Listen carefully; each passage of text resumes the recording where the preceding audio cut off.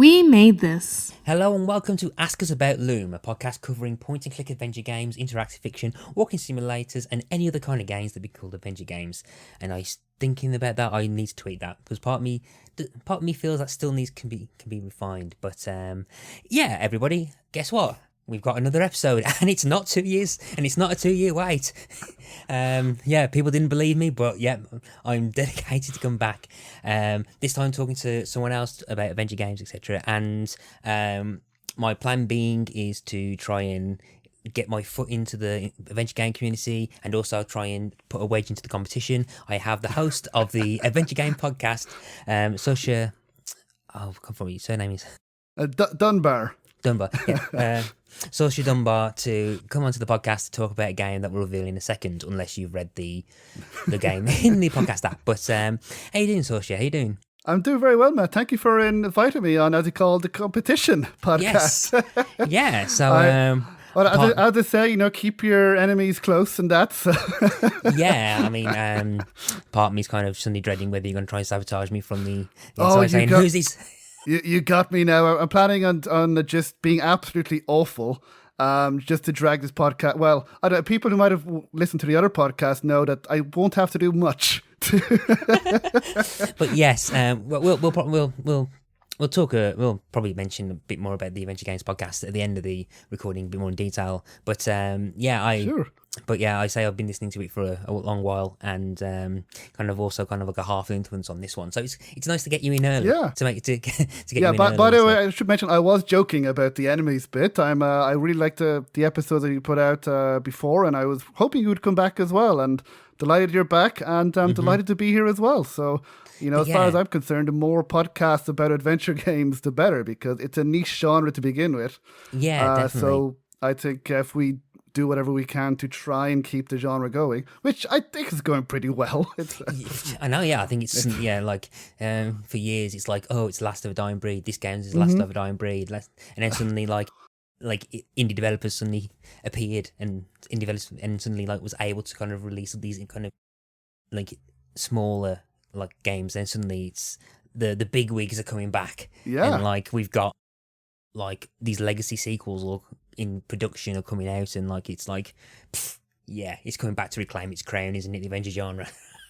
Yeah, I think so. And I believe there are more adventure games being released now than there was back in the classic era. And there are many different types as well. I mean, I know we could go on, about what is an adventure game, as you mentioned at the start. Yeah. But I would say that all the types of games that you mentioned, walking simulator and that, and they're kind of different branches of what I would consider adventure games as well. It's kind of, and I think the more variety, the better. Yeah, and there's like variations of exploration rather than puzzles as well, which absolutely, which kind of links us to the is very similar to the game that we're going to be talking about. Which which to reveal. So, do you want to reveal what we're going to be talking about today? Sure. Yeah, we will be talking about the first Laura Bow game, the Colonel's Bequest. Yes, released in 1989, I think, on the. Wow, that's I think quite a while back. Yeah, I was how long? 4, bloody hell. Like myself, I was 3, so didn't play it when it was first released. Definitely not. I don't think I would have been allowed to. I think, but we'll get into that. But so I say, I think we just before we started talking, started recording anyway.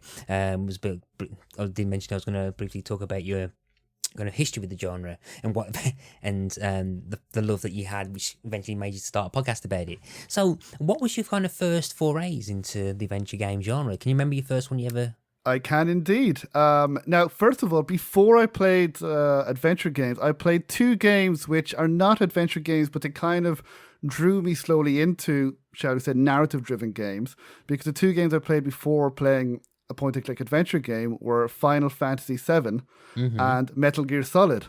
And I loved those games. I loved the stories in particular. But then with Final Fantasy, the whole, what do you call it, the whole role-playing part, and then with Metal Gear Solid, the whole action part and stealth part, I wasn't very good at those.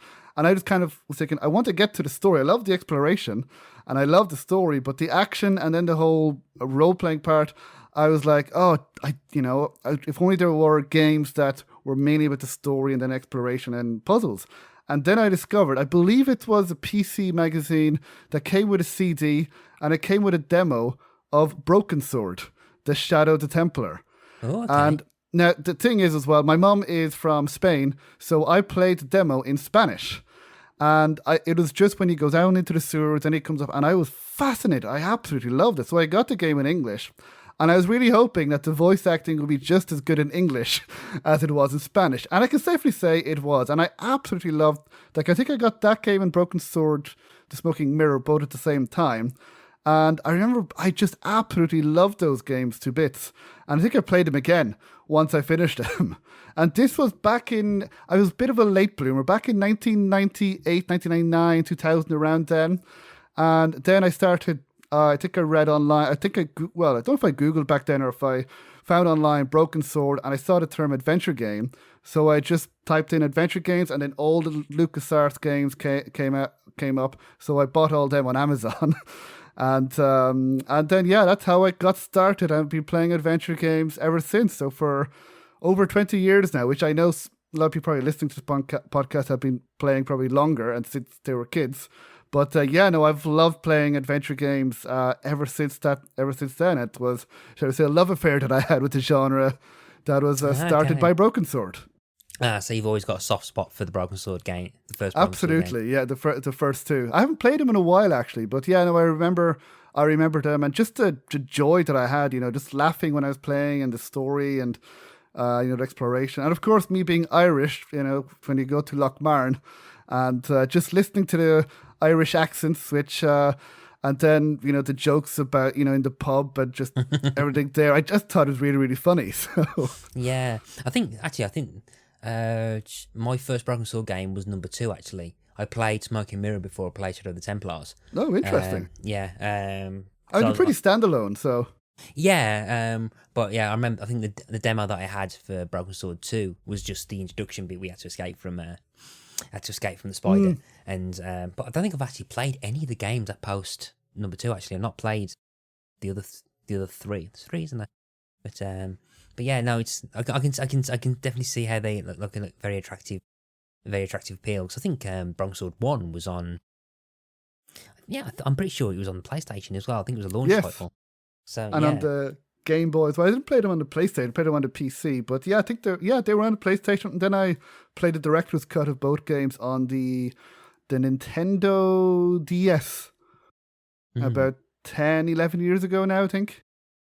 I think I actually got that on my. It's not my phone at the moment, but I think I still got it on my Android, so I can eventually play that on my phone if I want. But yeah. So what led you to want to start the Adventure Games podcast then? Is it just the continued love for it, or? Yeah, well, I've still been playing adventure games up until the time, and I loved them. And then what happened was then in 2018. Now during that time, I didn't know anybody in real life who liked point-and-click adventure games like me. Now, I would still talk about them, but nobody I knew in my family or friends played them.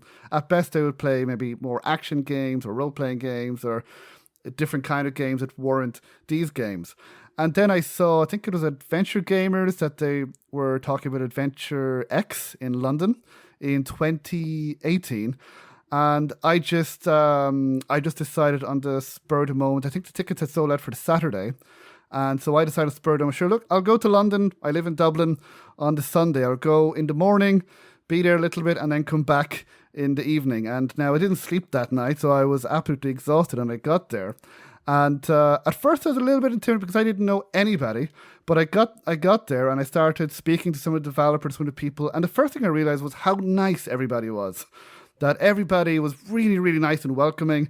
And I spoke to people, who I, admired a lot, whose work I admired, like Francisco Gonzalez, Dave Gilbert, and Liv Ubor, who's making Mage now, who showed Gibbous at the time. And then I think it was with Liv Ubor, I think we were talking about, I think, the Backseat Designers podcast, who yes. I think, and they had stopped, I think. And then I just blurted out, said, hey, I know you don't know me, but if I started an Adventure Games podcast, would you like to appear on it? And he said yes. And then I spoke to Francisco Gonzalez and I asked him the same thing. And again, I was expecting him to say no because I was like, why would they come on with me? They don't know me. And to my shock, they all said yes. And so after that, I said, well, okay, I better, set it up then. So when I came back, and I was expecting him to say, oh, not to get back to me or to remember, but I asked him and I said, oh, yeah, I would love to. So I spoke with them and the interviews went okay. And then I thought, oh, I guess I better learn how to do a podcast then. Yeah, I think one of the things that I've found is that online, the kind of the adventure game player / developer community is really strong and very kind of friendly and open and stuff. And absolutely, everyone that I have met has been really, really friendly. All the developers and the community. Because at first I thought people were going to say, God, these interviews are terrible, or that, what do you do? But everyone has been really nice, even if they've been giving, suggestions or, constructive criticism. Everyone and all the developers that I've met, there's no interview that I've done that I didn't like or that I kind of was like, oh, I wish I hadn't spoken to them. No, everyone went well. And there's no person who I had to try and drag answers out of, no matter where they're from. And that's it's. And I just started it, and then I'm still doing it 4 years later. Then of course I met Thomas, and then afterwards Laura again online, and they've been a huge help as well. But yeah, that's how I started the Adventure Games podcast, and I'm absolutely really enjoying it. It's a lot of work, as I'm sure you're aware. But it's great with people like you as well, and now talking to people like you also about adventure games. I mean, I'm like, finally, I can talk to other people about one of my really great hobbies and passions in life. In real life as well. So yeah, and it's been quite exciting to see it, and I'm really looking forward to kind of dipping in and speaking to kind of the people on the street who play them about games and stuff, and which I think segues to our main topic of discussion, which is the Colonel's Bequest from Roberta Williams and Sierra Online, I think there was a name back then. As anyone who listened to the Gone Home episode last month, how we're going to structure this, we're going to have a kind of general chat about the game, the type of game it is, what you can expect, etc. But we're not going to drop any spoilers. So my aim for this is going to be that anyone who's not aware of this game, going to say this is what you can expect, this is what the kind of gameplay you've got, and then if you want to go and play it, you can then stop the podcast and then come play it and then come back and finish it. Anyone who's played it can carry on, and we'll talk about everything spoilers galore. And if anyone doesn't really care but listening anyway, thank you. I'm gonna thank you for the download, but feel free to just listen through. But then again, you might see the spoilers and think, oh my god, I'm playing that anyway. So so the Colonel's Bequest. Colonel's Bequest, character-driven graphic adventure game by Sierra Online, featuring the character of Laura Bow, who I think at the time, I read somewhere, was one of the very first, probably not the first, because I'm pretty sure the Perils of the Rosella came out first, but she was one of the first female protagonists in a game, and I'm pretty sure she was the first female character to be in more than one game, I think, at the time. Interesting, yeah. Yeah. I remember reading that, and I really wish I'd taken the source of that. But I think she's definitely one of the first kind of major female protagonists. It was developed for MS-DOS in 1989, where ports for the Amiga and Atari ST followed in the year after. It was first of the short-lived Laura Bow Mysteries, created by Roberta Williams. It used elements from a game called Mystery House, which I'm going to briefly mention a bit later on in a second. And the Colonel's Bequest was created with the SCI 0 and employed 16 colours and a typing interface. And they had a sequel called The Dagger of Amun-Ra, released in 92. So, because we had a kind of general chat about games that you played recently, and I think one of the ones that jumped out was this one, because I kind of really like it, and I'll tell you why. But first, as you're the guest, why don't you tell us the first time you played it? And sure. Yeah. Well, I think as I mentioned to you before we started recording, I played I started playing Sierra, except Gabriel Knight, but the other Sierra games I started playing as an adult, all the Quest games, about 10, 11, 12 years ago. So I didn't grow up playing them like a lot of other people, so I don't have the same nostalgia towards them. So it's kind of interesting to kind of see these games kind of from an adult's perspective and in the modern, in these days. So with the Colonel's Bequest, again, I have always been a huge fan of murder mysteries in particular and mystery stories. So I read all of Agatha Christie's books twice, 3 times. I've read all of Sir Arthur Conan Doyle's Sherlock Holmes stories as well, and I loved them as well. And I kept, hearing about the Laura Bowl games, and I kept thinking these games sound like I would really like them. It sounds like they're nearly for me because I love murder mysteries. And so it was last Christmas 2021 that I went down to my parents' home. Now I brought my laptop, and one of the few games that I could install and play was The Colonel's Bequest. So I started playing this Christmas 2021, and then finished it by January 2022. So very recently that I played it for the first, and only time that I played it. So maybe a little bit different to what other people maybe listening that who maybe grew up playing this game and others, but I played it, as an adult, which was an interesting experience. And also, as I said, what we call now retro game in the year 2021, 2022, which was interesting, which we'll talk about. Yeah, I think I've got a much longer history with this game. So I can't remember when I got it, but there was like a collection that was released many years ago called the Roberta Williams Anthology, and I can't for the life of me remember when it was released, but it had a lot of the Roberta Williams games in it. Had a load of the Apple II text adventure, so it had Mystery House and I can't remember. I don't know. I want to say Dark Crystal. I can't remember off the top of my head. I think The Wizard and the Princess, I think, was one of them, I think. But then it had, like, all the King's Quest games. It had the Laura Bow games. It had, I think, Mixed Up Mother Goose. It had the first CD of Phantasmagoria. And to this day, still the only disc of that game I've played because I'm too scared to play. I'm too scared to play the rest of it, and I don't do well with gore. Me neither usually. Yeah, so I ended up just watch. I've seen clips on it on YouTube. I'm like, yeah, I'm so glad that 12-year-old me didn't play that. but I can't remember when I got that. I think I must have been in my early to mid-teens.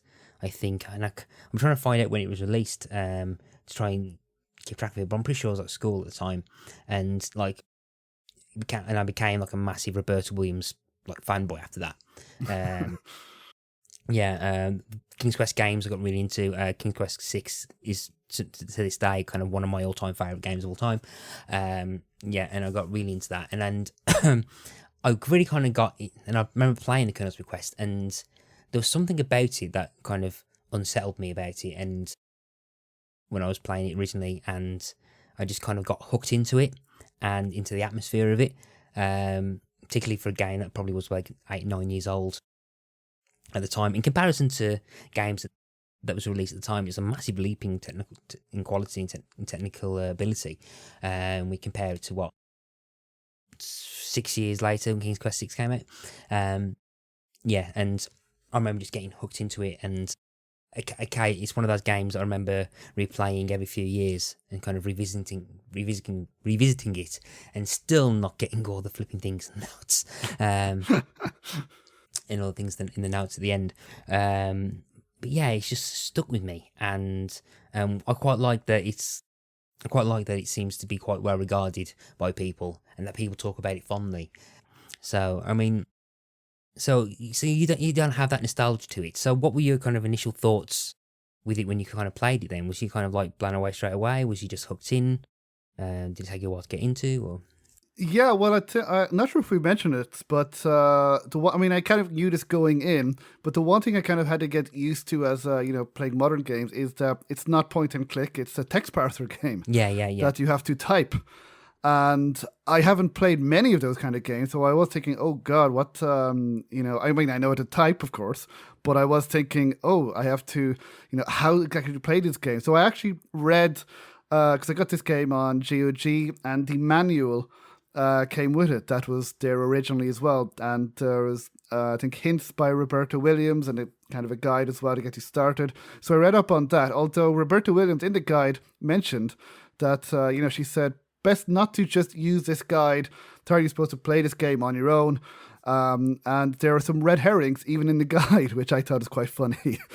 Okay. But so once I kind of, got used to the text parser, like ask, ask kernel about a person, ask about, this thing. And I said, okay, and then just moving, and I began to get into it.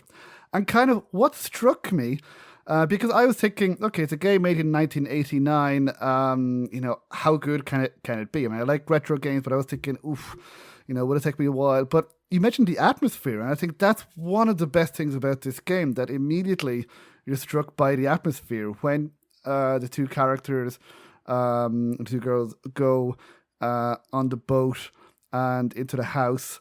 And I was thinking, right from the beginning, I was like, oh, I think this could be good. I could really enjoy it. I think it's got the atmosphere there. So that was the first thing that struck me when I played the game. Yeah, it's very atmospheric. There's it's a murder mystery, but the kind of like very unsettling elements to it. It's not survival horror. Debatable. But you can die a lot. Yeah, but So anyone playing it's Sierra. Of course, you can die by silly things. But I think the game what threw me as well, and I only read this as I was doing the research for this episode, is that. And when I was reading it, and I didn't have the chance to play it, so I ended up watching kind of a let's play beforehand to kind of refresh my memory. And the one thing that struck me was that apparently it's only 16 colours that are used. That blew my mind. Yeah. It looks beautiful, yes. It looks amazing for 16 colours. I mean, people might... absolutely. Yeah. People looking at this probably look back and going, no, it doesn't. But 1989 kind of SCI graphics with the 16 colour palette, it's... The art team dithered like there was no tomorrow. The dithering on this is like remarkable, to be able to kind of give you the impression of more than just 16 colours, and it kind of uses its limited palette, particularly for the darkness and the black, to kind of enhance that kind of like over one night thing, I think it still looks amazing. I think it looks gorgeous. Yeah, absolutely. Yeah, because I don't think it just looks well for a game made in 1989. It still looks really good, even compared to other games today. Okay, it mightn't have the AAA graphics, but I still think it has, it has that something about it that it's, I think we can say it has that, beauty about it, that, with the backgrounds and the colours as well, that you're kind of like, wow, this is art really, the backgrounds and everything. It looks, as you said, absolutely fabulous. Yeah, exactly. And and like the occasions where, actually I'll save that for the spoiler bit, but I think perhaps before we kind of start skirting around the spoilers, basically the Colonel's Bequest is set in like early 20s kind of like plantation in Louisiana, I think. Yeah, Louisiana, I think. It's, that university student, set in 1925. So he plays Laura Bow, who is the friend, and she gets invited by her friend Lillian to go to her uncle Henri's plantation, or kind of like secluded like mansion, like to the point where they have to take like a pedal or a boat to get to it, and they're going to spend, like, I think it's a sugar plantation, that was it, and the kind of reclusive colonel has gathered his kind of not friends, but definitely family and kind of closest allies together to say that he's currently he's going to read his will, and he's basically saying that, I'm just going to, when I die, all of you here, with the exception of Lillian's friend Laura, who's our protagonist, you're all going to get an equal share of my money when I pretty much go. And then pretty much says the thing that any kind of potential like person, like if you've read any murder mystery, goes, well, of course, if any of you die before me, then your shares get increased. And I'm like, and you're thinking, yeah, that's pretty much the you just jinxed it, mate. Yeah, I mean, if you start saying that, yeah, and then kind of like he's egging them on, like, oh well, yeah, and then of course you take on Laura, and as you you kind of explore and wander around, and during the game you'll hit certain kind of points and you'll see a clock that ticks, and there are 8 acts. And the clock ticks in 15-minute intervals. And when you hit these major milestones, you get to the next act. Characters move. Characters go through their own business, their own agendas. Depending on where you go, you might realise, oh, I haven't seen that certain character for a while. I wonder where they've gone. And questions like that will start to get answered, and the kind of mystery that's happening around you, and the mystery of the plantation, there's a kind of like a secret mystery, subplot mystery as well, kind of make themselves known, all wrapped, and it's all kind of wrapped in a kind of like presentation as if you're watching an interactive play. I mean, when you kind of first start, you see people on a stage and introduced one by one. I remember that was quite cool actually. Yeah, and so the impression being is that you're actually you're interacting a kind of live play in front of you. I can't think of any other adventure game kind of like that. Can you? Either? No, but there's like interactive television shows or interactive books and movies and all that kind of stuff. But yeah, and I think as we said earlier, they're a kind of way ahead of its time concepts. There's a very there's a very much an interactive narrative in the style of like of games you'd play now.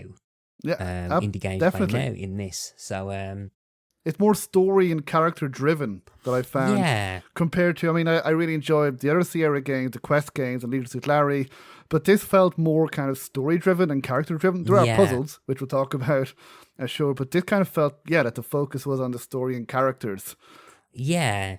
So there's like you can spend the game just wandering around, not really doing anything, and then realizing, crap, we just finished the end of the game. There's a lot more to it. So that's pretty much the gist. You're going to be walking around trying to think. Laura's character goes, oh, something weird's going on, and just starts exploring around and starts to pick up on things. But and that's pretty much the gist of the game. So this is the point now where I'm going to say, if that sounds like something you want to play, then feel free to kind of pause this podcast, go and explore it, because I absolutely love this game, and I can't wait to kind of like delve right into it. So this is your spoiler warning. So on the count of 3, me and Seoirse are going to just basically spoil the shit out of this game. So on the 1, 2, 3, anything else, if you're still listening and you haven't played it and you want to, it's your own fault. So so it's an interactive play with all sorts of different stock characters that you'll find in like most murder mysteries. Now, I'm not really much of a kind of murder mystery fan, or of like kind of, I've not really read any Agatha Christie books. I think I watched a couple of episodes of Poirot, but other than that.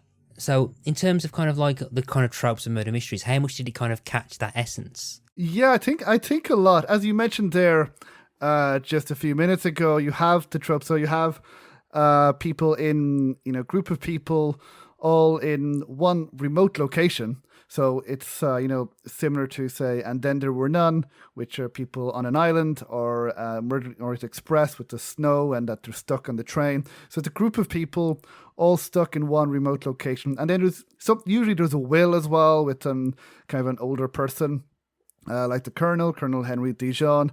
And a lot of the characters kind of like archetype, the butler, the maid as well, and then the people there, and they have their own backgrounds and histories, and they're all kind of fishy as well, like you can't really trust them. But I'd say one interesting thing about the story in this game is that usually murder mysteries, it will be the older person who has the will, who will be the one who was murdered. But actually what is interesting about this game is that it's the other people who are kind of murdering each other so that they could get a bigger share of the will. Yeah. That's what I found interesting about the story in this game, because immediately kind of changed my expectations. My expectations before going into this game were, okay, we have the Colonel Henry Dijon, and people want his will, so they're going to try and murder him. But no, actually, they just start murdering each other, and I found that interesting. What I find quite interesting about that is that the eventual. And say if you're still listening and you've not played it, I'm going to spoil. I'm going to drop a massive spoiler. I think we've given people warning, so yeah. The massive spoiler is that I think the actual motive for the murders isn't to do with the will at all. Yes. Because the killer being Laura's friend Lillian, he's basically because of kind of daddy issues and the kind of feeling betrayed by her uncle Henri, who she saw as a father figure.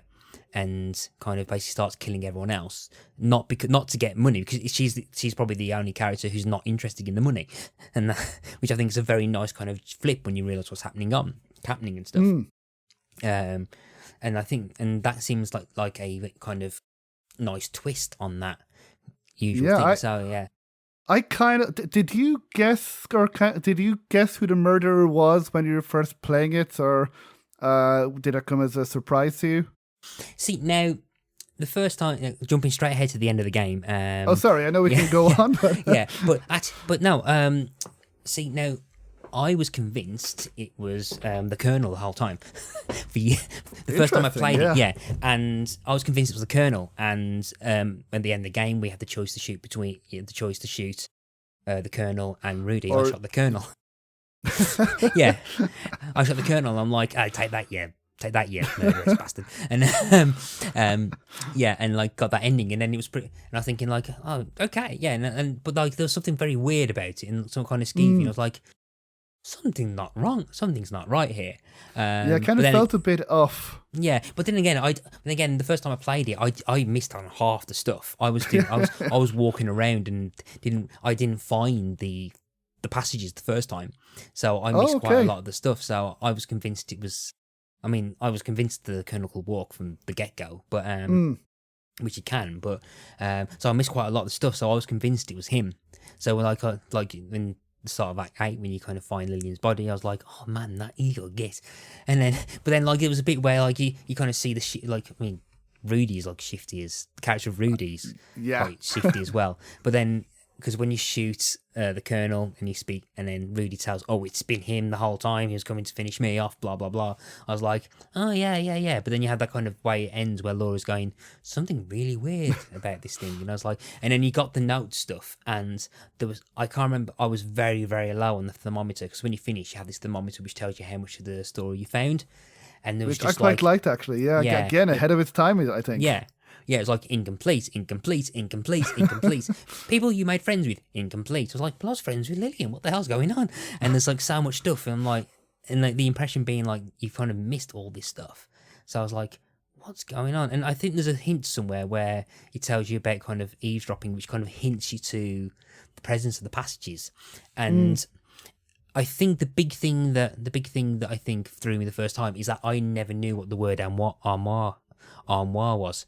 So I was typing in wardrobe and cupboard, and like I don't think the game recognises them or something like that, or the words I'd use, the English words for the English modern words. I was unable to find that until I remember reading somewhere about the word armoire, and I'm like, oh, move armoire. I'm like, oh bloody hell. So, but I mean, what? So did you think it was her? Did you get the killer? I think. Towards the end, I began it because usually in murder mysteries, it's the one you least suspect. Yeah. And then I started to go through the characters, ones who are still alive, actually. Now, if you've read any Agatha Christie, you can probably guess then, even if they're dead, doesn't mean they're not the killer, or maybe there might be more than one killer. So I kind of kept thinking, well, any of these characters who had died, were they really dead? Could it be more than one person? Could it be all of them? Could it be different? And then I started thinking, okay, maybe I don't have the motive, but the one you least suspect would be her friend.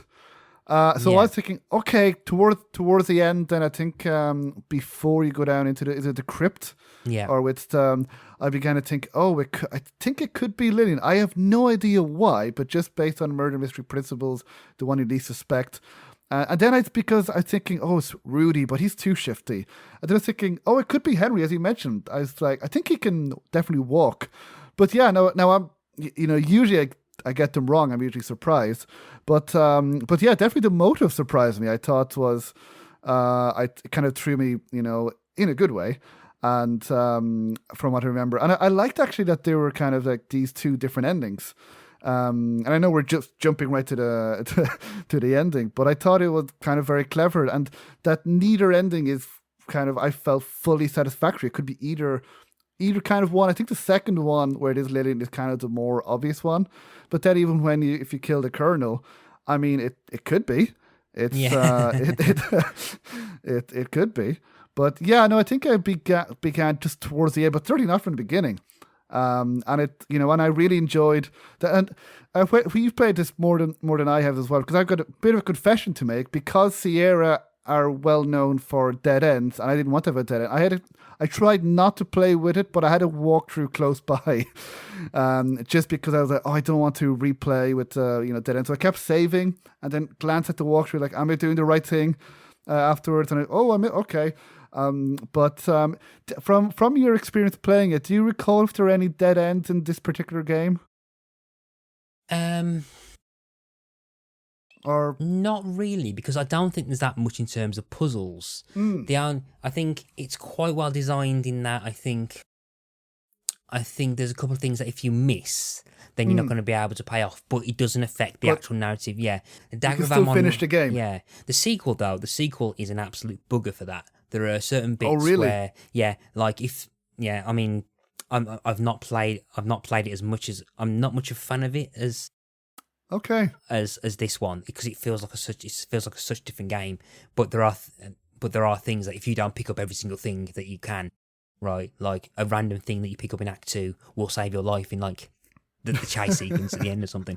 But I didn't feel there's like any much real dead ends, I think. Okay, the game, then maybe I should have played without a walkthrough, because that's why I kind of had a walkthrough handy, because I did not want to counter any dead ends. But I think it's the close. I mean, you can die. You can die and like stuff, but many ways. Yeah, but I think at a certain point, if you kind of miss certain times and goals at certain acts, then you can still get to the attic in the end of Act 8. I mean, there are certain beats. There's a great video of a Let's Player who's done Laura Bow, the world's worst detective, who's and the video is basically him saying, "Hi, I'm Laura," blah blah. And basically not doing everything apart from just walking around and hitting all the major plot beats. And he stops just before Act 8, because the only time you really see their body is at the start of Act 8 when you find Lillian, and you have to find that for the clock to advance. But yeah, I mean, because you can walk around, not eavesdropping at anyone, and complete the game without picking up a thing at all. So you can explore, try and like you do some of the kind of puzzles. But if you do hit a dead end, it doesn't ruin the game. You can carry on and finish the story, which I think is quite progressive for a Sierra Adventure game. Absolutely, it's quite, as you mentioned, progressive and then well designed. I mean, now we take these things for granted, but for a Sierra game made in 1989, that is really well designed actually, and that the replayability as well, because I don't know how many games at the time were designed to be played again. But this almost felt, like the Telltale games or the Choose Your Own Adventure games, where, like the Quantic Dream games, where you have one path and then you replay again, kind of a different path. I mean, it's not quite the same here, but the replayability is there, that you complete it once, and then as you mentioned, the checklist, and you go, oh, maybe if I do this and this the next playthrough, and to replay it again and again, that's the way it's designed. I think it's another way of how progressive it was and how ahead of its time it was compared to other games I'm sure released at the time. Yeah, I think it's not like multiple paths or whatever. No, it's very very linear, but sure, you can still complete it. I mean, you can miss stuff but you can still complete it, and the whole thing at the end with the notepad, and you can see which things you've missed. I think it's great because you think, oh, what have I forgot? It's like the early achievement hunting. Exactly. Yeah. I think perhaps as well, I kind of quite like, it's got a very kind of interesting cast of characters. I'm going to talk about Laura last because there's an interesting conversation I want to have about the character of Laura Bow actually. Sure. But yeah, some of the names themselves. I mean, Colonel Henry Dijon, Dijon Mustard. He's basically a play. Yeah, Dijon Mustard. He's like, and his like ancestors are called Crouton. There's a lot of food-based puns. Yeah, I think Colonel Henry is like a kind of crabby old colonel who's he's in his 60s. There's a Let's Play I was watching going like, he's 60? He looks like he's in his 90s. He's moving, but a lot of colonels in Agatha Christie's novels as well. Yeah. So that's definitely taken from the Cluedo and Agatha Christie playbook of these kind of like crabby old colonels who have a big part to play. Yeah. And again, you've kind of got like like certain kind of representations of stuff. So you've got Lillian, who kind of have who's very much kind of into the flapper scene. So like with the long kind of like the bobbed hair, the kind of like of this kind of like well designed kind of very visually striking like green dress. And the close ups have the kind of like I don't know what they're called. It's like I don't say bandana, but the kind of the headdress, but that's not. I don't know what the exact name is, but there's like a low headband across the forehead, which is kind of like really kind of indicative of the time, which I think is kind of really nice. And the character designs are all striking actually. And you've got Lillian's mother Ethel, who's the Colonel's sister, and I think her main character trait is that she's an alcoholic. Yeah. And the only time you can really talk to her is in the first bit, but then she starts slurring her speech, and and occasionally you'll just see her wandering the grounds, just wobbling. Yeah, that's another thing about this game that we can mention later on. It gets dark, and we mentioned it. It's not horror exactly; it's creepy, but also there's a fair bit of humor. And I think one part of the humor is Ethel. Ethel Prune, that when she's wandering around, and now we probably shouldn't be laughing about this, but it's kind of funny that she's just wobbling around, and she's drunk, and at first I was like, geez, what what's going on here? Oh, okay, she's drunk. Yeah. But there's Gertrude Dijon, which is the widow of the Colonel's brother, who's like always seems to who literally looks like her nose is like stuck up, looking down on everyone the whole time.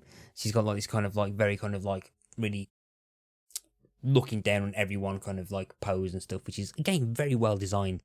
You have a daughter, Gloria Swansong, which is like a Hollywood actress who's suffering from a disease which we don't actually know what that disease was it ever mentioned? No, but there's a great kind of Games FAQ kind of like analysis of the game where they suggest, or it might have been a TV tropes. No, I think it's the TV tropes page, because there's a TV tropes section where people kind of put their kind of wild theories and stuff. And someone was saying that I think they might thought she was pregnant, and if she was pregnant, an unmarried pregnant woman in like 1925, right, in movies, that's like your end of your career. Yeah, so there's Gertie's son and Gloria's brother Rudy, who we've spoken to before, who's kind of one of the chief kind of weird suspects, and one of the odd few characters who survives in either ending. He's just like a womanizer and a gambler. He's got a very Clark Gable look to him. Yeah, someone like with his movie star kind of personality, or what you imagine to be a personality. Yeah, but he's also a very, very, very sleazy kind of. He tries to hit on Laura. He tries to almost like force himself on Fifi at one point, twice. And that's like quite dark. We have Henri's lawyer, Clarence Sparrow, who is very much like could be one of the killers at the start because of the amount of people that he's involved with.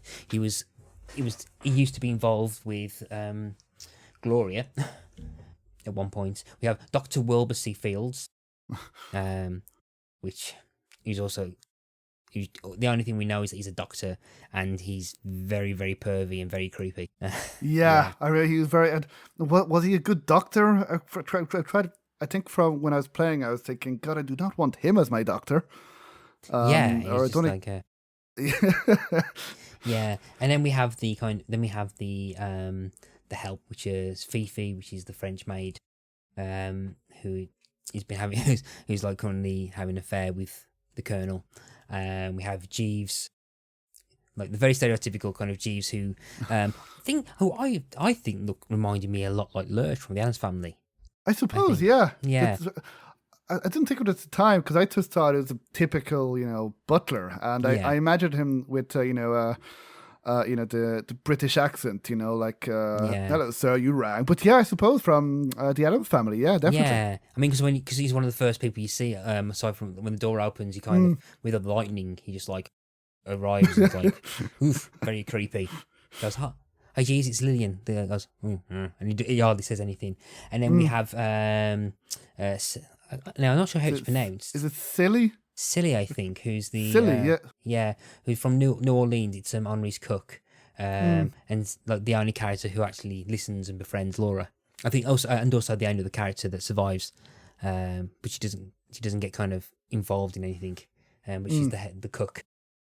But the kind of very kind of lively kind of characters that jump out at you, and they mysteriously vanish. And one of the things that we and I said earlier, they mysteriously vanish. But what you can do, you can actually find, or in some points, if you're not vigilant enough, miss the bodies. So you'll find the bodies, and you like the music will go dun close up. Oh my god, so and so is like being killed and stuff. And there's almost a comical aspect where you try and talk to anyone that anyone's been murdered, and they go, "Oh, shut up." Yeah, they don't believe you. I remember. I think was it? We're doing spoilers now. I think was it when Gertrude, I believe. Yeah, when you find her dead, and you go into it's a snooker room, kind of the playroom, and I think Gloria is there, and you tell her, hey, your mom is dead outside, and then she goes outside and she comes back in and say, how can we be so cruel? She's not there. There's nobody there. Yeah, and that's the body had been moved then. And because I think I kind of saved, and then I went back and I tried different things. And I was like, oh, this is interesting. So I was thinking either this is a flaw in the game design, or whoever's killing them is moving the bodies. Yeah, I think particularly as well. I think after you find the first body, I think you suddenly start seeing this mysterious figure appearing on the outside the house in like a kind of like a weird hat and coat and stuff, and you'll occasionally, as I alluded to earlier, you'll see this figure running in the back of the windows, and it adds to that unsettled feeling. Yes. Yeah, because I remember seeing, like, it made me jump the first time I played it. I was like, "Ooh, bloody hell!" Yeah, and it's I mean, again, like modern day players look at this and go, "Hey, how can you find that scary?" But the way it animates, it's like it's that, and the music as well. That it's still okay. I know there are plenty of horror games that are like movies now, but even when I played it just last year, there were as you mentioned, just some moments I was like, oh Jesus, and I maybe jump is a strong word, but I kind of like flinch back. Yeah. And it's still kind of like there's some at least flinch scares, maybe not jump scares, but flinch scares, and the mood can be quite creepy. Yeah, I mean, there's a couple of times where I think, in terms of the story, I think it's a case where the killer doesn't know they end up killing Laura. I think a lot of the times where you kind of stumble into the wrong place. All the deaths, I think, with the exception of kind of one kind of weird Easter egg at the very start, which is basically a Psycho reference where you can actually use the shower.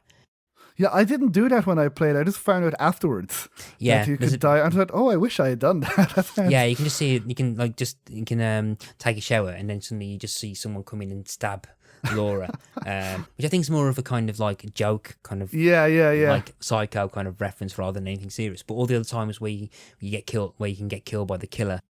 I remember if you just go through a door, and I think a hand just comes out and grabs you. Yeah. And then the message saying you should be careful where you go, Laura, or something like that. I was like, okay, I'm dead. That is very sudden. Yeah, there's a bit where in the attic where if you walk around this box the wrong way, there's the killer's actually, well, Lillian's kind of like suddenly grabs you and like stabs you and then drags you off. And I don't think I saw that, but yeah. The chandelier fell on top of me, which was quite a surprise the first time I played it. Yeah. But actually, looking back, because the more you walk under it, you can kind of feel it, I think, rumble or see it swinging a little bit. And then afterwards, I was thinking, I should have probably known. This is a Sierra game, so they're kind of giving you hints that the more you walk under the chandelier, it's going to fall sooner or later. Yeah. But I thought that was quite funny. Yeah, and there's a bit where if you go too close to the banister, you'll just fall off. Fall as well. And then you suddenly see the ghost of the spirit of Laura just float up the screen, float up the. It's quite inventive. Yeah. I mean, again, I mean, like, but yeah, we still have to have some kind of semblance. And I think one of the other kind of funny deaths is that if you overdo the oil on the knight, the axe swings down and cuts Laura in half. And you suddenly see Laura just separate in two. I didn't see that. I should really check on YouTube for all the deaths in the game because, again, it sounds quite inventive. It sounds quite creative. Yeah. I think sometimes. I mean, yeah. I know people have said they kind of be frustrating, and I have had my moments where I've been really frustrated at Sierra games, but I don't think this isn't harsh. I think No. this isn't really as harsh as before. I I think mean, the I don't think it's like Space Quest or Leisure Suit Larry, where, from what I remember, you just try and get a taxi and a taxi runs over you. yeah, or King's Quest 3. King's Quest 3 traumatized me as an 8-year-old. Yeah, where like you try and do something and then suddenly like evil Gandalf appears and just goes, you sneeze too loud, dead. There's nothing like that, and I think No. Yeah, but I think it makes it slightly more. I mean, Berta Williams must have been in a good mood during. Must have Yeah. been in a decent mood. It kind of feels playful. Yeah. Yeah, even though it's quite dark at times, but it kind of feels like a playful mood as well, Yeah. when like with the death as well. It's kind of like, oh, Yeah. hack, got you. But I think anyone listening probably knows if you are going to play a Sierra game, save early, save often. That was the motto, and with good reason. So if you keep saving. Yeah, I think it's. I mean, I think this is before the Monkey Island came out, the first Monkey Island game. Yeah. I think it's the closest to get into a LucasArts experience where like the no dead ends. Yeah, I thing, think that's probably fair. Yeah, that this was. I mean, Secret Monkey Island, I believe, had more puzzles than this game, but yeah, this definitely was, as I mentioned before, had more of a focus on the story and the characters. Yeah. Now there were some puzzles. There was one puzzle in particular that I needed to walk through, and I don't think I would have gotten it without a walkthrough. See if I can remember. I think it's with the bell. I think, was it to get the bell? So we have to get something from the knight, the armor, and then do something else combined. And when I was reading that, I was like, how on earth was I supposed to have gotten that? Maybe it's just my brain that I don't think I ever would have gotten. But did you get that when you played first time? Did you get it without a walkthrough? Or I think I might have ended up having to do a walkthrough on that because I think you have to use it at a certain point, because if you just use it underneath, you get it squashed. crushes you, doesn't it? Yeah. And he goes, well, that's what you call a Southern Belle. Which is, I think Josh. I don't know whether that might have been a Josh Mandel actual line. I can't remember. I think he might have. I think he might have had a hand in some of those. And I quite like the idea you have to go at a certain angle to do that. Yes, it was inventive. Yeah, again, creative. Yeah. Yeah, I mean, for most games, you'd have to do. It doesn't matter where you use it. You just have to. It's the objects you use. But I quite like the spatial awareness of that. But yeah, I think that's one of the few kind of puzzles, because it all links towards finding these diamonds, which don't really have anything to do with the plot, but just adds an extra line of dialogue at the end of the game where the colonel just goes, "Oh, I understand you found some diamonds. You can keep them." And part of me was like, "How the flipping heck do you know that I've got these?" Yeah, but so the archetype, heading back to the characters, the well-known kind of archetypes, they were kind of named after prominent figures. So Rudolph Valentino was an Italian actor at the time. That's Rudy. There was Gloria Swanson. Yeah, Gloria Swanson, who was quite known actor at the time. There was W.C. Fields. So Wilbur Fields is named after the comedian W.C. Fields. Oh, I didn't know that. Clarence Darrow, I think, was an American lawyer who became famous. I think, for his involvement in the Leopold and Loeb murder and the Scopes Monkey trial, which I don't know what they are. And is a Gloria Swanson, is that a play on words maybe, because she was a Hollywood actress? Gloria Swanson is an actual actress. So I think the character Swansong or Swanson? The actual actress was called Swanson. Swansong is the character. And in the game, the character, okay. Yeah. The character of Laura Bow was named after Clara Bow, who was, I think, a model, I read here. Yeah, American actress who rose to stardom in the silent film era of the 1920s and successfully made the transition to talkies in 1929.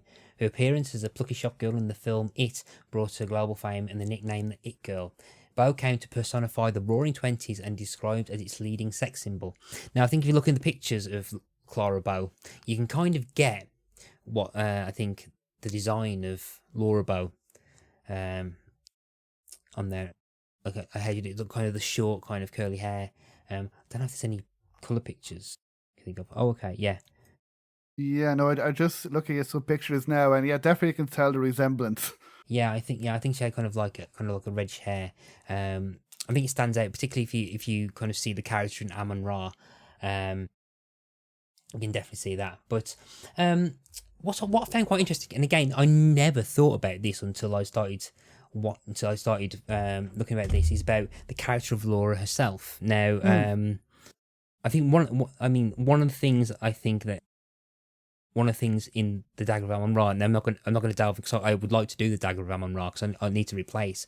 Yeah, no, I have to play it. I still haven't yeah, played it myself. So. yeah, separate episodes. I'm not going to get too spoilery, but one of the things that kind of threw me is that there's a lot more dialogue and character. It's a much more of a traditional adventure game, so you've got more of a character to Laura. Now, Okay. in this, I never actually clocked on is that Laura as a character in this game, there isn't really one. So the game isn't about Laura. It's about Laura being this kind of omnipresent kind of just observer of stuff and doesn't really have any kind of Yeah, she's quite go. passive, isn't she, throughout the game? Yeah. Yeah, I mean she has no effect on the plot On the whatsoever until right. like the last moment. um but I would probably get your opinion on this. So I think that it kind of she's the surrogate for yourself for the actual player. So it's like the player is just in Laura Bower's shoes. So it's kind of like perhaps if we go back You're to the previous episode where you're not really Caitlin Greenbrier and gone home. You're you walking around this home because you don't really have that emotional connection as a character to them. You don't really have you don't really see any kind of character interaction from Laura to everyone else. So she doesn't really react to like dead bodies apart from oh no and then nothing. But she doesn't really react to Lillian either, because you don't really have time to. And I mean, I think if it was kind of remade now, you probably have more of a character of Laura. Yeah, you mentioned that she's quite passive. I think two things. First of all, I think maybe it's because it's a text parser that you don't see lines of dialogue from her. Now, I haven't played many text parser games. I'm sure people might come up with examples of maybe better characterization in other text parser games. Maybe because you're always typing the same, ask Colonel about Fifi or whatever, and you never see any lines of dialogue from Laura. So it's always from the other characters. But then I think just listening to you just saying that as well, maybe that's you said that she represents us. Maybe because this is supposed to be like an interactive play. I don't know, maybe Roberta Williams' idea was maybe that we could, Laura, through us, we could be like the spectator Yeah, of the yeah, play, of this murder mystery happening, of these characters. Because I believe you can follow the characters. And as you mentioned, you can just walk, just explore and not do much. And since you've played this game more than I have, did you play through this game without talking to anybody? Can you actually get through this game without without talking to anyone, or for most of the part? I mean, because yeah. it kind of felt like it, that you didn't have to talk to the characters. Yeah, But yeah. I mean, all you have to do is find that that YouTube video called Laura Bowes, the world's worst detective. yeah, And you just as you walking mentioned, around. Yeah, you just walk around and you hit those things. So you're just walking into people finishing conversations and like walking off because you just walked up to them. But yeah, you kind of get like snooping around and stuff. But I think that kind of separation is probably interesting. So, because I did notice that, and I was thinking about some of the previous adventure games. I mean, the first 4 King's Quest games, you don't really see much of the characterization of Graham, no, Alexander, and Rosella. Really, it's just how they interact with them. And I think King's Quest 5 is probably the first time where you have a sense of the kind of heroic machismo of King Graham. Yes, that's the first time you can really get a sense of King Graham as a character is in number 5, because I think you put a lot of your own kind of imagination into the character, and I think that is kind of apparent in the Colonel's Bequest, and to the point where I didn't realise I never noticed it before. Whereas like a lot of kind of the big deal, particularly with like modern day adventure games, where it's the character you're playing, and sometimes a criticism you sometimes get is that you're forced to do things to complete the game that you think the character or you wouldn't want to do. or the game kind of overshadows the character. I think one of the famous things, and I know he's said about this in the past, is like the first Blackwell game. Right, Blackwell, yeah. There's a bit where you have to do something to the dog, which Dave Gilbert Is says it- he absolutely hates. is No, it it's not that bit, no. Yeah, he mentioned that at actually at the panel in PAX East just a few Yeah, days yeah. ago. That I think he mentioned where he had to poison the dog. Now I don't remember that part, and it's been many years since I played that game. But yeah, he said that he's not happy with that now to get Rosella to. I mean, I don't think you kill the dog, but you have to kind of put it to sleep. Yeah. And then now he said, looking back, that it wasn't a great puzzle, and that it goes against what is it Rosangela? Yeah, Rosalangelina, yeah. Rosangela, yeah, that she wouldn't do that. That it's Yeah. But it kind of like, I think in adventure games that you do like you kind of like do kind of some things that you play the hero, but then you do some things that are very far from heroic. That I'm sure there are plenty of examples. Simon from the Sorcerer, where you. Simon the Sorcerer, and even with the poor Black Swamp Thing. Mirror. Yeah. I think the other thing I remember saying as well, I think it was another thing where the player tries to talk to someone, but then because of the character of Rosangelina, she just wanders off and says, "No, I can't do that." And there's that kind of like thing where the character takes over, and I think you have to kind of sit between a line of, can you get in the mindset of the character to do what they need to do? And I think perhaps, like, even though I've just joked about Simon the Sorcerer, I think you get a good sense of him being an absolute twit. Absolutely. Yeah, absolute twit. I could talk a long time about it, but he was an absolute twit, as you mentioned. Yeah, but I think by the time you know that what the kind of character is, you end up role playing as that character. And he's not overly cruel. He's just a bit of a twit. And with the exception of Swamp, because I mean, I feel so sorry for the Swampling in that game, and what you do to him. But and I think perhaps particularly with the fact you're in a murder mystery, it's like you're in like not a choose your own adventure book, but I think having that kind of characterization stripped back, means that you can put more of the first person perspective, point of view in that. And I think perhaps where it might have annoyed me in the other games that the main character doesn't have that much of a character, for some reason it just doesn't bother me in this. Yeah, I think because the mystery itself is interesting, that we're so focused on the characters, which are archetypes, and there are other games since then that are probably better written and all, but it's because it's open. It isn't linear, but you can choose what you want to do. Do you want to just follow these characters? Do you want to go through the secret passages and just eavesdrop, or just explore and just talk to these different characters as well and just find out more about them? I get probably one of the criticisms I would have about the game is that Laura is quite passive and you don't see much about her.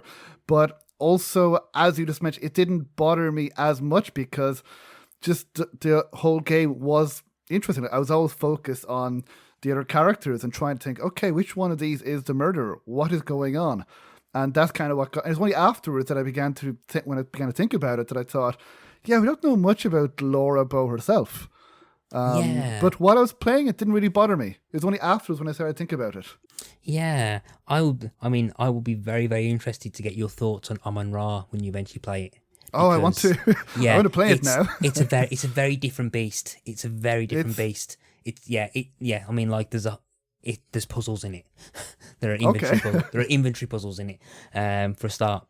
But yeah, I think that's. I mean, yeah. Was there an inventory in this game? I can't remember. There is occasion. You do pick up things. So you do pick up stuff like the cane and the poker and the crank and stuff. Yeah. And the crank get stuff. Yeah, I think as I'm looking through, I think anything's mixed up. One of my kind of favourite moments of the game, as we're starting to wrap up the main discussion, I'm just thinking of things we might have missed. One of my favourite moments, I think, is when it uses kind of not the graphical limitations, but it uses it to its advantage. Is the point where you get to the other side of the cellar and you discover. You walk into the cellar, you're holding a lantern, and you find this kind of what looks like a pile of clothes on the floor, and as you get closer and closer, the kind of there's a script in which there's a script put into place where there's gradually more and more of this weird pile starts to get illuminated, and you find the bodies of everyone piled up on each other, dumped in a laundry chute, and it freaked me out at first, but it's so effective because you keep walking even away. To this day. Yeah. Yeah. As I said, I'm seeing this I play this game, with modernized because I don't have the nostalgia view. I don't have the child view that maybe other people, including yourself, have. But it was still effective. That's one of the great things about the game, that we would talk about the atmosphere, that not just for a game made in 1989, but even nowadays, that it can go from murder mystery to humor and then to horror towards the end, when you just see very slowly what it is, and then you realize it's the dead bodies. Yeah, and it was really well done. Yeah, and again, 16 colours. Yeah, absolutely. It's ridiculous. With the limitations that they had, it was kind of astonishing what they were able to achieve. Yeah, I think it's ridiculous. I think it's I just think it's amazing how much that is really effective. Yeah, I think of any other kind. Have you got any other odd thoughts before we perhaps move on? Well, I have a question for you as a big fan of this game, and you've played it several times. What would your thoughts be about a remake of this game? So if say if it became point and click, or if shall we say it had voice acting or dialogue from Laura, or even if they updated the graphics, because I know Seoirse kind of did that with some of their games. What would your first reaction be? Do you think they should just leave it alone, or is there any things you'd like to see? Because I know we mentioned about Laura being passive, but would you like a remake with Laura kind of with the things that I mentioned, or would you be happy as it is now to say like, no, don't touch it? See, I've never been a case of they shouldn't touch remakes are bad. I've never been like that. Yeah, we'll always have the original. Yeah. Well, unless you're a fan of Star Wars. Yeah. So I would be interested to play it. But again, I think one of the kind of things that have always niggled me with Amon-Ra is that the characterization of Laura in that seems to go against the vision that I have of Laura as a character in Colonel's Bequest.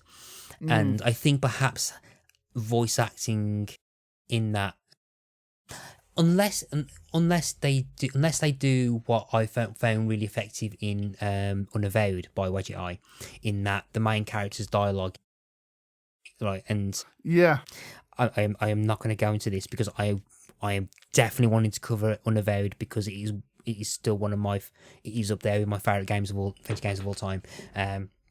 But a lot of the kind of thing is that your character's dialogue is just text driven, so you just click on the dialogue choices and it's exactly what you say, so you don't hear the person speaking. Now I could quite like that to happen with perhaps voice acting that's stuff. Interesting. So in terms of the voice acting, but I think you'll lose a bit of the charm and kind of innovation in the graphical sense if it's like 3D or kind of full on 2D.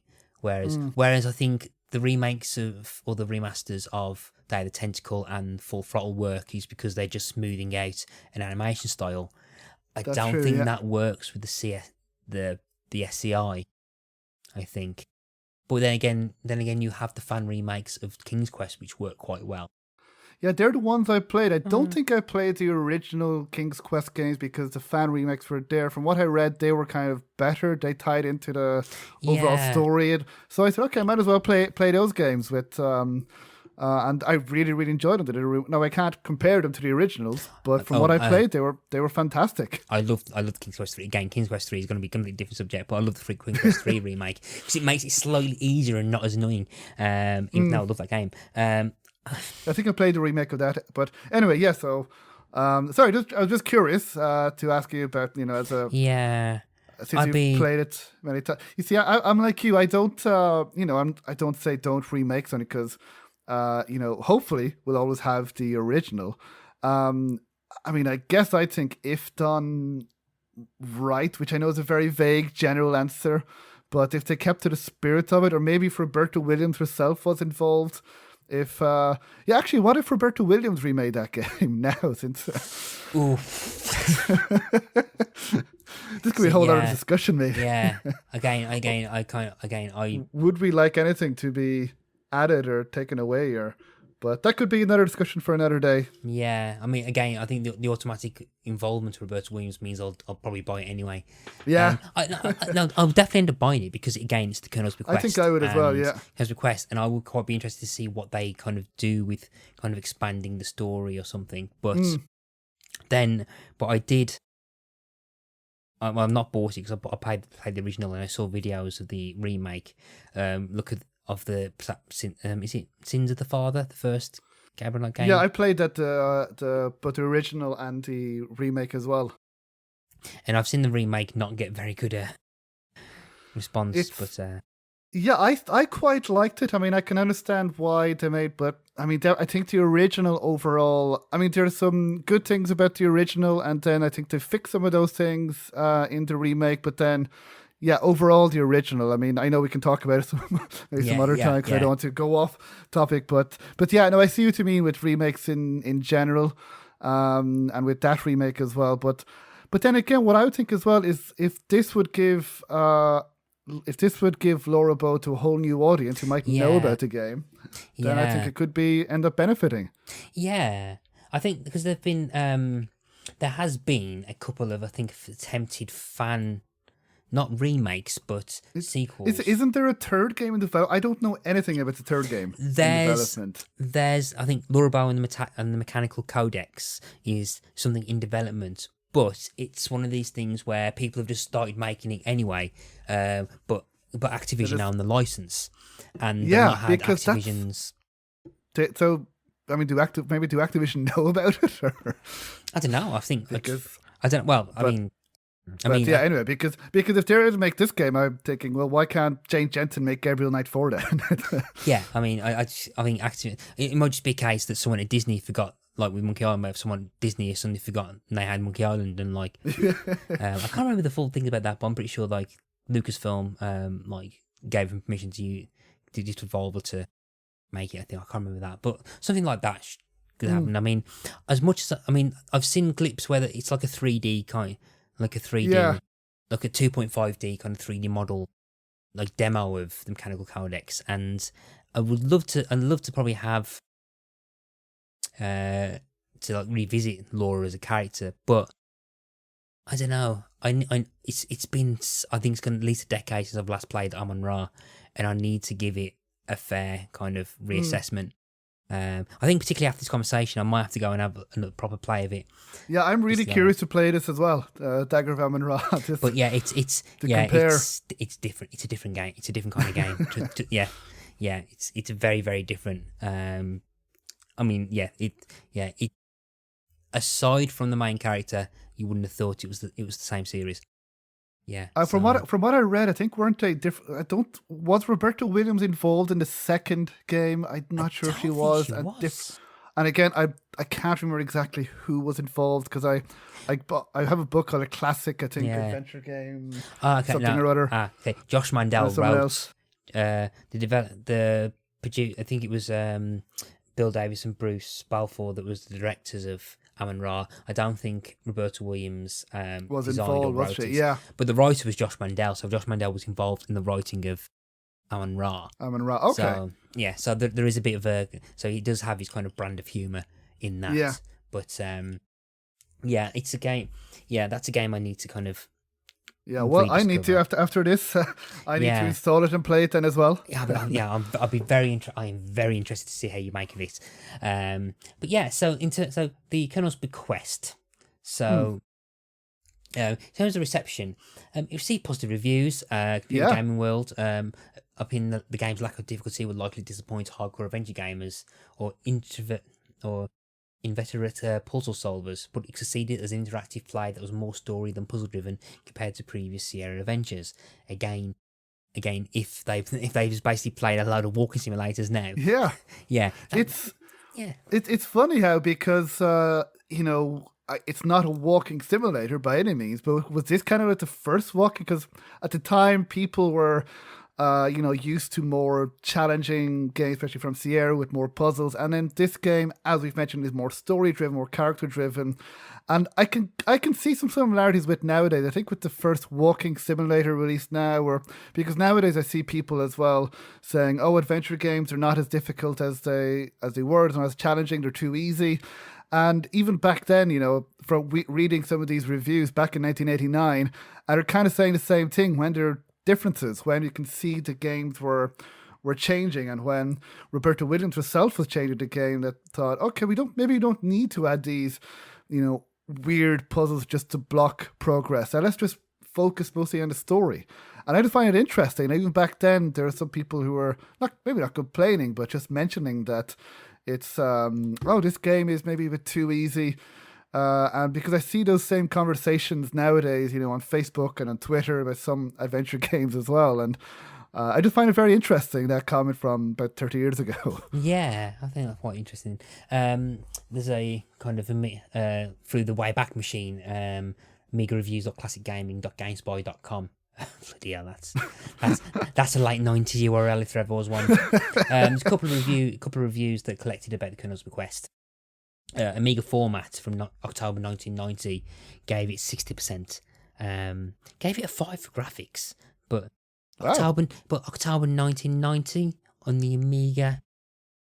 I mean, I think Monkey Island had probably come out at that point, didn't it? So I think, was it 1990 as well? Yeah. Yeah, so they was probably judging it a bit too harshly in comparison to the fact it was a year old at that point. The judgment is quite. The kind of like little sections is a bit called lasting interest. Probably the most useful piece of kit to have with you while playing the game is a younger sibling who can be bribed with a Cadbury's cream egg to change discs while you nip off to the loo. And the judgment, the quite interesting kind of this is the 60% review. If you enjoy Cluedo and do not mind a few hours in which 3 things, zip, nada and zero, happen, the Colonel's Bequest could be for you. An immense amount of thoughts have gone into the game, and it does have a kind of frustrating charm about it. That bit I do agree with, frustrating charm. Yeah, I think that's... Yeah, I don't think it's not as frustrating as other Sierra games, no. But I'll accept that that's a proper term you can describe it. Unfortunately, this cannot save it from being plain dull, which I do disagree with. Laura Bow refuses to look into bags, shelves, closets or people because they do not belong to her or contain nothing of interest. How can a game tell you or what is of interest to you? Generally it is, oh, what a nice present, Auntie Mick, rather than, look what I just bought, Cousin Neil kind of game. I don't really, from what I remember, I don't really agree. Like, I never noticed that when playing. Like, I thought she was... I thought it was funny because still go into people's rooms. And yeah, I suppose Laura does have her limits on what she's going to look through. Like, why would you go I don't think I mentioned, like, what I found interesting is at the very beginning, you're given freedom just to wander around, that you don't have this kind of plot point exactly, really. It's open world. Yeah, exactly. It's an open world adventure game. You can literally get, I think aside from a couple of locked doors, you can pretty much access every room. But kind of like, weren't it King's Quest? Like, I would consider at the time similar-ish to open world games. Like, you can go up, go down, go across. You could, at least it felt like with the exploration that you could nearly go anywhere. I know that's not the case, but that's when I was playing them, even as an adult, that kind of like, oh, these could be nearly like open world games now, that they're certainly very expansive, and this is similar. I felt like, again, not saying they are, but it kind of like the feeling that I had while playing them. And this game as well, it's like, yeah, you're in a house, you have these characters, but now off you go around the house and just explore and see what you find. Yeah, no, I never thought about it like that before, because I think I came to Sierra after a couple of the LucasArts games, and I remember kind of feeling quite daunted by the open world stuff. And I think, as well, yeah. Same when I think I only played the first Gabriel Knight game for the first time about 5-6 years ago. Oh wow! I've played that multiple times. But then again, I had played the sequel for about 5-6 times, like for about way before then. But yeah, I remember I played the third game first, and then played Gabriel Knight 1 and 2. I've not played the third game. I've never played the third game of that. I actually liked it. A lot of people don't like it, and I do understand with the graphics and the gameplay. But I actually, it doesn't look what there were. number of issues from what I read behind the scenes, that turmoil at Seoirse at the time, but I actually quite like. Now I didn't know any of that when I played it, but I actually like it. At first, the controls were a bit cumbersome, where you have to move the camera, I think, with the controls and then the character as well. But I got used to it and I quite liked it. And then I was thinking, why doesn't any other game have this? And I think the reason is because it's too expensive. Yeah.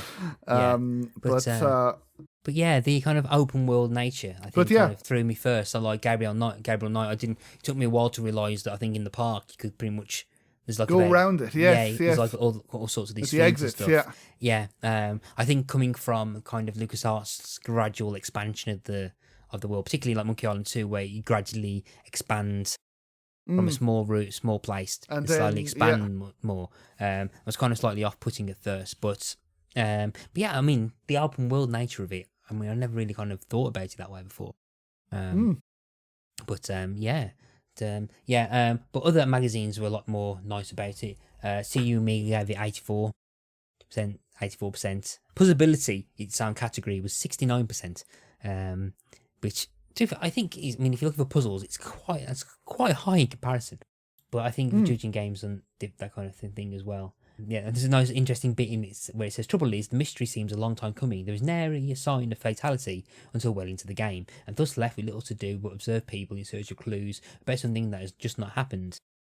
I think I remember it was a long time before the first death. I think it's about Act 3, I think. Yeah. So you get in all the kind of like, you just think that Laura just gets the sense of, something weird's going on, and I shall be nosy. Yeah. And I didn't really find that as a problem, because I thought it was like building up the mystery and what's going to happen, and so I mean I like, but with different murder mysteries where there's a murder almost immediately, but in this case then it's just building up to it, and I quite liked it actually. That I didn't find an issue with it really. Yeah, and I think Zap in October 1990 gave it 79. Again, it's got atmosphere at 72%, which I think is really low. I think the atmosphere. Oh, that's very low. Yeah, the atmosphere is just ridiculous. But I think with the review for Zap, I'm not going to read it because there's a whole section which talks about the fact it's on 5 discs and is annoyed at the fact that it's on 5 discs. Well, we don't have to worry about that now if you get it on GOG.com. But I never played it on the Amiga, so I'll be interested. It says there, every time you change the location, you have to wait for the disc to access, and it takes an age. That would be. I can imagine, just especially nowadays, how. I mean, I did that with The Longest Journey, and I think with the first Secret of Monkey Island, that version that I played, and Broken Sword and that you were swapping. With Final Fantasy VII, you were swapping. Well, actually, no, you weren't swapping. Once you get to one section, you change to one disc, and that. But yeah, I think nowadays, it would be very, very frustrating in particular. I think I remember Monkey Island 2 was on 11 Amiga discs, and it's like, you'll move to the next one. Insert disc 6. Insert disc 7. Beneath Still Sky was on 15, and I had to take that back because one of the discs had broken, so it's broken up. But yeah, so that was the first Avenger game I got on CD.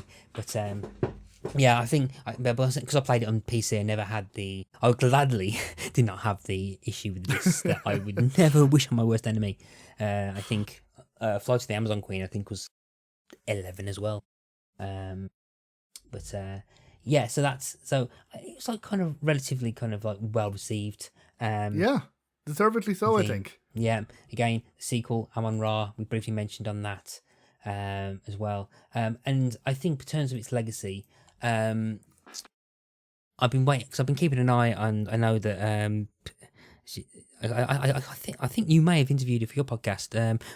The game Crimson Diamond. Yes, Julia Minamata. Yeah, has she appeared on the Adventure Games podcast? Yes, she had. Last year, a couple of years ago, I think. Now, I think I remember seeing an interview a couple of times. It was the Crimson Diamond. Yeah. And I think that is very much influenced by. Oh, absolutely! I think you can tell it looks similar. She said herself that I can't remember his name, but the art designer of the Colonel's Bequest, I think, got her into adventure games or make adventure games herself, and a Crimson Diamond. Yeah. And I think she said she felt very flattered because I think someone thought that it was actually him who was doing the background for the Crimson Diamond. Yeah. Or something along those lines. Yeah, no, looking forward to that game. Yeah, Crimson Diamond. Yeah, and can keep an eye on that for years, and I'm really looking Especially forward now to that that. I've played the Colonel's Bequest. Yeah. That, So if anyone who's played this and like it looks like they might want to enjoy more, I think the Crimson Diamond. It's not finished yet, but it no, looks like it's a love letter to the Laura Bow series. I yeah. think, and I'm very much looking forward to that. It's also text parser. Yeah. But she's also modernized it from what I remember. I think she's going to give like hints in the game, I think, that are optional, that they can, for people who don't want to think, or kind of like bit intimidated by the typing. I think she's going to give a list of hints or an in-game hint system or something just to help ease people into it as well, and Yeah. different things. But yeah, no, it looks fantastic. Yeah. So yeah, and definitely, I think it certainly is heavily inspired by the Colonel's Bequest. But yeah, that game is set in 1920s in Canada at a Crimson Diamond. So yeah, looking forward to that. Yeah, I think I'll definitely keep an eye out for that as well.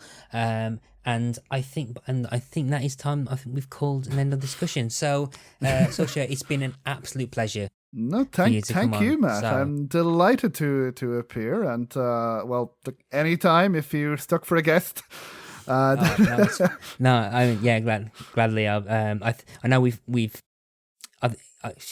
we've talked about coming on to do another game. I'm not going to mention it yet, but there's another game that I think myself and because my friend Tony, who was in the Monkey Island, the episode, kind of. Oh yeah, the other game let's just say that I really like that other game. yeah. I think it was pretty much actually. I was listening to an episode of the podcast. He was talking about it, and I was on the drive home, and you started talking about it while I was driving home from work, and I was like, "Oh, this sounds really, really good." I'm sure my friend Tony would really like it, and I posted about it. And, look, I would love to either listen to it or talk about it. I could speak about that game for hours. Oh yeah, I definitely want to. I'm going to try to see if I can get both of you on that as well. So you're just like, I would be delighted. Yeah, and, or if that's going to take forever, I'd love to have you back on as well. Yeah, but as well. Definitely. So, but thank you so much. Thank you so much. And again, as I said before recording, good job on the podcast, and really enjoy listening to it. Thank you. I hope this continues as well. Look forward to listening to other episodes. No problem. About other games. Because it's starting from the list of some very interesting adventure games that I'd like to hear your thoughts on and other people's. Thank you very much. So if people want to find you and listen to the Adventure Games podcast, where can they find you? Well, first of all, there's the website, adventuregamespodcast.com. So we have close to 150 episodes where we do both interviews with both current developers of adventure games and some classic developers as well. I've spoken to Charles Cecil, Tony Warner, and if you're again shocked that they agreed to come on, but they're really, really nice people, and some modern day adventure developers as well. So again, you might come across some adventure games you might not know about because there's so many. And then about once a month, myself and Thomas and Laura, we review the latest adventure games we'll be playing as well. And so we are presumably anywhere you listen to podcasts. We're probably if you listen wherever you listen to this podcast, you should hopefully will find we're on Spotify and Apple and Google as well. And and on social media, I think at Advent Pod, we're there. That's probably where we're most active. And you can join us on our Discord as well. And we've got a lovely community. You're there as well. Mm-hmm. And everyone is really nice, just discussing about adventure games, which is what we all want to do. Yeah. And so all are welcome. Yeah. So I can't recommend Adventure Games podcast enough. Some of the interviews you've had in the past. I think the one time you suddenly said, talking to Ken Williams. I was like, wait, what? Yeah, I was shocked as well. And I just messaged him. And again, I was thinking he's not going to agree, but he did. And he was really, really nice. Yeah. I still need to read his book. It's a really good book. And the other one by Sean Mills I'd love to have Sean on the podcast as well. Kind of like a good, side by side, or because Ken Williams talks about from his point of view, and then Sean Mills interviews people at Sierra. Yeah. And it kind of goes from the beginning and then towards the end as well, and their point of view. And it's called The Sierra Adventure. And it's kind of like a documentary, really. It's fascinating. It's really, really good. So if you have any interest in adventure games or in Sierra, lots of behind the scenes. He's not paying me. I don't know Sean Mills. I just really enjoyed that book as well. And, that book's on my wish list. I think I need to get that one as well. So kind of a good double bill with Ken Williams' book.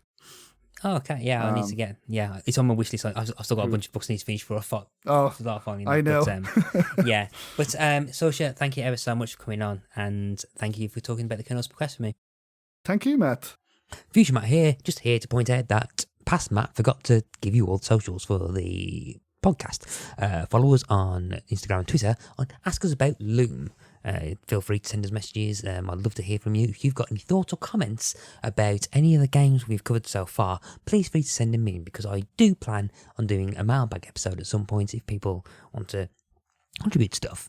And yeah, don't forget to share and review the podcast with 5 stars if you really like us, and feel free to join us next month. So yeah, bye. Do you like crime stories, books, and people talking about those things? Then you should check out the Read and Buried podcast. A murder? Oh! I'm Frankie. And I'm Sarah. And in each episode, we pick a different theme and surprise and delight each other with a cheeky little review. As you started reading it, I was like, this sounds like a romance novel. And then you got to monstrous crime. Yay, there it is. That's what we're here for, isn't it? We're also regularly visited by many talented and best-selling authors, including the likes of Chris Whitaker, Elizabeth Haynes, Emma Stonex, Fiona Cummins, and a whole lot more. I obviously listened to the podcast, and I listened to you interviewing Chris Whitaker, and I thought, oh, hey, that sounds like a really good fun podcast. If you like your crime books with a big side of silly, this is the podcast for you. Listen to the Read and Buried podcast right now, brought to you by the We Made This network.